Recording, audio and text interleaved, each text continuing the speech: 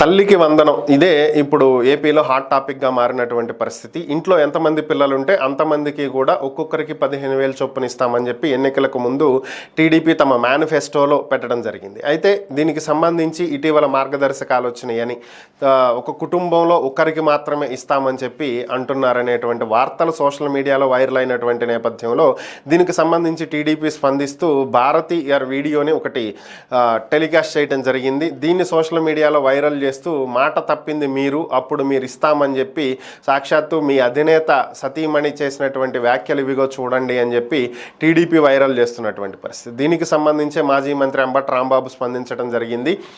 TDP ఎన్నికలకు ముందు ఒకటి, ఎన్నికల తర్వాత ఒకటి చెప్పటం కొత్త ఏమీ కాదని, గతంలో కూడా ఇదే విధంగా వ్యవహరించిందని, గెలిచిన తర్వాత మేనిఫెస్టోని వెబ్సైట్ నుంచి మాయం చేసిందని, కాకపోతే వైసీపీ అలాంటి పనులకు ఎప్పుడూ పాల్పడలేదని, తాము వెబ్సైట్లో ఇంకా వారి మేనిఫెస్టోని అలాగే ఉంచామని, దాని ప్రకారమే పథకాలను అమలు చేశామని, ఎన్నికలకు ముందు అందరికీ ఇస్తామన్నటువంటి ఎన్డీఏ కూటమి ఇప్పుడు ఒకరికే ఇస్తామనటం ఏంటని చెప్పి ఆయన ప్రశ్నించారు. ఇక భారతి గారు చెప్పారు, అంబటి రాంబాబు చెప్పాడు అంటే ఇట్స్ ఎ డిఫరెంట్ మ్యాటర్ అది.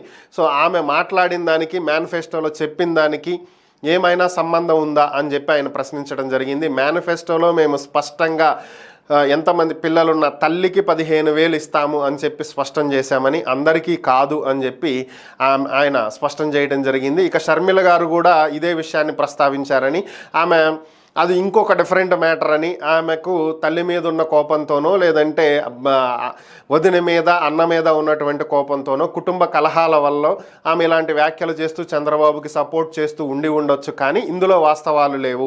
It's a different matter. So మేము కట్టుబడి ఉన్నాము, మీరు కూడా ఖచ్చితంగా తల్లికి వందనాన్ని అమలు చేయాలి. ప్రభుత్వం ఏర్పడి 40 రోజులు అవుతున్నా ఇప్పటి వరకు దాన్ని అమలు చేయకపోవటం ఏంటని ఆయన ప్రశ్నించడం జరిగింది.